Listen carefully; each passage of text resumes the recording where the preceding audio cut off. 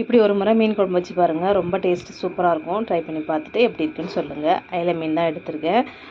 சின்ன சின்னதாக கட் பண்ணி போட்டிருக்கேன். மஞ்சத்தூள் 1 ஸ்பூன் சேர்த்துருக்கேன். ஒரே ஒரு தக்காளி, ஒரு வெங்காயம், 2 பச்சை மிளகாய், கருவேப்பிலை, 2 ஸ்பூன் குழம்பு மிளகாய் தூள்.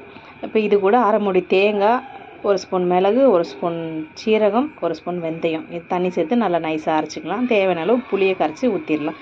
தேவையான அளவு உப்பு. இப்போ இது எல்லாத்தையும் மிக்ஸ் பண்ணிவிட்டு நல்லா தண்ணி நிறைய ஊற்றி நல்லா ஒரு 10 நிமிஷம் கொதிக்க வச்சு இறக்குனா நம்மளோட கன்னியாகுமரி ஸ்டைல் மீன் குழம்பு சூப்பராக ரெடி ஆகிடும். சூடான சாதம், பொரிச்ச மீன், அயில மீனில் மிளகாத்தூள், மஞ்சள், உப்பு போட்டு நல்லா ஊற வச்சுட்டு வறுத்துட்டு தான் சூப்பராக ரெடி ஆகிடுங்க.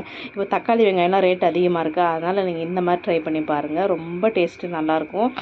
டிஃபனுக்குமே நல்லாயிருக்கும் இந்த குழம்பு. எண்ணெயும் தேவைப்படாது, நிறைய வெங்காயம் தக்காளியும் தேவைப்படுது. கண்டிப்பாக ட்ரை பண்ணி பார்த்துட்டு எப்படி இருக்குன்னு சொல்லுங்கள். சுட சுட சாப்பிட அருமையாக இருந்தது இந்த மீன் குழம்பும் மீன் வறுவலும்.